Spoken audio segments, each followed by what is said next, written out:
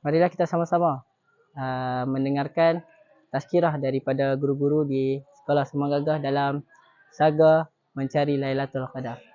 Bismillahirrahmanirrahim. Assalamualaikum warahmatullahi wabarakatuh. Alhamdulillahi rabbil alamin. Wassalatu wassalamu ala asyrafil anbiya'i wal mursalin. Sayyidina Muhammadin wa ala alihi wa sahbihi ajma'in. Sidang penonton yang dirahmati oleh Allah Subhanahu wa taala sekalian. Sama-sama kita bersyukur kehadiran Allah Subhanahu wa taala kerana kita masih lagi sempat untuk berada di fasa-fasa yang terakhir dalam bulan Ramadan. Daripada 10 malam yang terakhir dalam bulan Ramadan. Tajuk pada pagi ini adalah berkaitan tentang saga mencari Lailatul Qadar. Saga mencari Lailatul Qadar. Sidang hadirin yang dirahmati oleh Allah Subhanahu wa taala sekalian. Malam Al-Qadar merupakan malam yang penuh dengan kemuliaan dan juga malam yang Allah Ta'ala angkat kedudukannya di sisi Allah SWT kerana pada malam itu ditentukan ketentuannya daripada satu tahun ke satu tahun segala amal ibadat yang kita lakukan. Sidang hadirin yang dirahmati oleh Allah Subhanahu wa taala sekalian, mengapa malam Lailatul Qadar ini penting? Allah Ta'ala sebut di dalam Al-Quran, Inna anzalnahu fi Lailatul Qadr, Lailatul Qadri khairum min alfi syahr.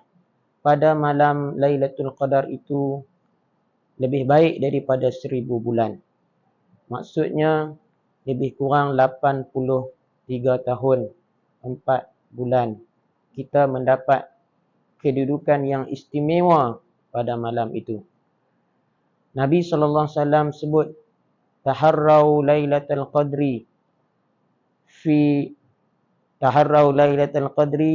fil awakhiri Ramadan. Dalam riwayat lain Nabi sebut taharrau lailatul qadri, carilah kamu malam Lailatul Qadar fil witri, pada malam-malam ganjil min ashril awakhiri Ramadan, daripada 10 malam yang terakhir. Menunjukkan bahawa Nabi SAW berusaha bersungguh-sungguh untuk mencari malam Lailatul Qadar pada malam 10 yang terakhir. Yang paling afdalnya disebut malam-malam ganjil, malam 21, malam 23, malam 25, malam 27 dan malam yang ke-29. Sidang hadirin yang dirahmati oleh Allah Subhanahu wa taala sekalian, di antara adab-adab orang yang menerima Lailatul Qadar itu adalah kebanyakannya mereka digalakkan untuk memperbanyakkan solat. Memperbanyakkan solat yang pertama. Yang kedua, memperbanyakkan qiyam, memperbanyakkan qiyamul lail, bangun waktu malam. Yang ketiga, memperbanyakkan membaca Al-Quran, kerana dalam bulan Ramadan itu diturunkan Al-Quran. Lailatul Qadar merupakan hari malam yang dicari oleh semua orang yang cintakan, yang nakkan kepada ketentuan Allah, iaitu lebih baik daripada 1000 bulan.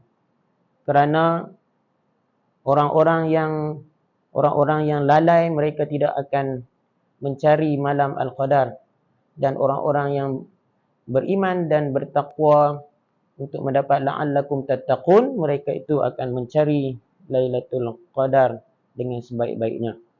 Kerana Nabi SAW pada malam 10 malam yang terakhir disebut di dalam hadis, Nabi akan beriktikaf di dalam masjid selama 10 malam yang terakhir, sehingga hatta tawaffahu, disebut oleh Sayyidina Aisyah, sehinggalah wafatnya baginda Nabi kita SAW, Nabi akan beriktikaf pada malam yang ke-10 daripada bulan Ramadan.